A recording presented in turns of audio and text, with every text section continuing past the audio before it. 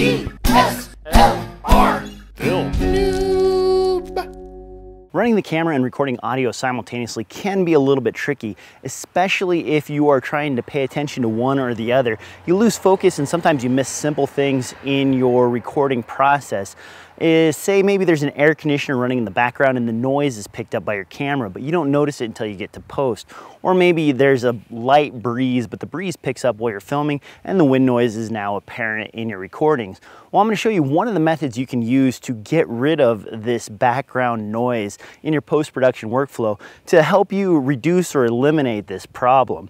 One of the methods I'm going to show you today is called gating. Gating basically takes and rejects audio levels below a certain threshold. This is a pretty handy technique if you are trying to basically remove outside noise that is in the areas where your characters aren't speaking into the microphone.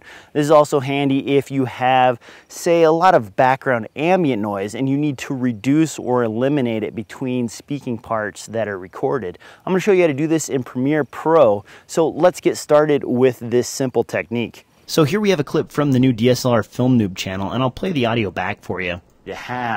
You'll notice right here that there is some hissing in the background. That's actually the air conditioner running in the background while I am filming. That air conditioning audio is being picked up by the microphone and creates a hiss in the background. So let's see if we can eliminate that.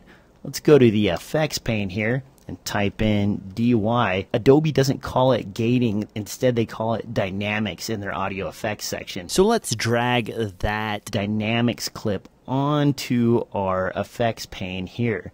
And you'll see that there's a custom settings. Let's click on that, drop that down, and there's a compressor and an auto gate. Let's turn that off for now and go to auto gate. Now right now it's set at minus 27.2 dB. That's probably good enough for that level of audio, but let's take a look at it and see what it does. Allows you to have. You'll notice during this dead space that the audio drops off right there, and you'll see that there's a red mark in there indicating that the gate is working. And as long as you keep your hand... Now that's pretty good. The only problem you have to worry about with gating is that you can't set this threshold number too high. If I set this up to, say, minus 14, it starts to actually impact the speaking portions of the audio. So let's take a listen to that. Smooth of a pan this allows you to have. If you notice that it kind of sounds like my words are cut just a little bit, that's because this level is higher than the level of some of that audio that's being recorded, so it actually cuts that audio out. Generally, if you record a good clean sound, you can set this around minus 20 to minus 28 to eliminate background noise without causing problems with the person speaking into the microphone. So here it is set at 20.9 dB. Let's take a listen to that. Smooth of a pan this allows you to have.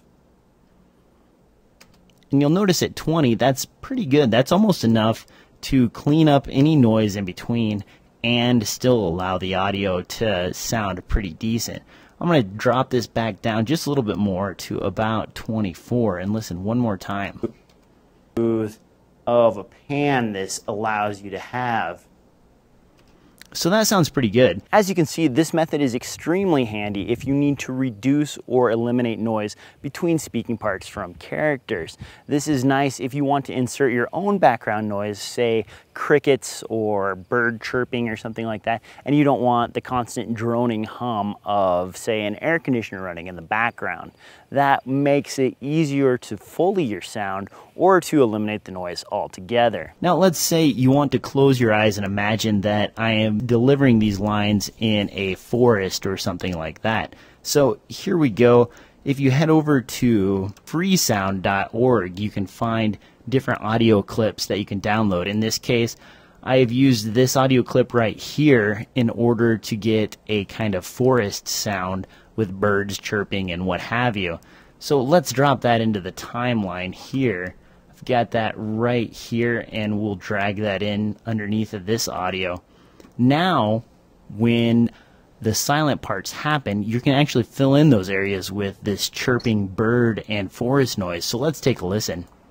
Smooth of a pan this allows you to have.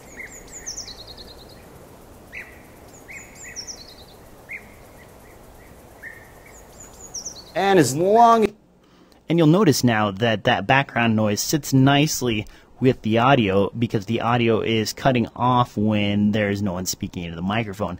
That makes it extremely handy if you need to combine this with another scene, or if you're green screening or something like that and you need it to feel like they're out in the forest, or you know, they're running through traffic or doing something in a busy area. That background noise builds up kind of an atmosphere that makes it feel like you are in that area. You just blend that bottom track together and you can combine a bunch of different people speaking with that same track repeating in the background over a length of time so that no one notices it's repeating.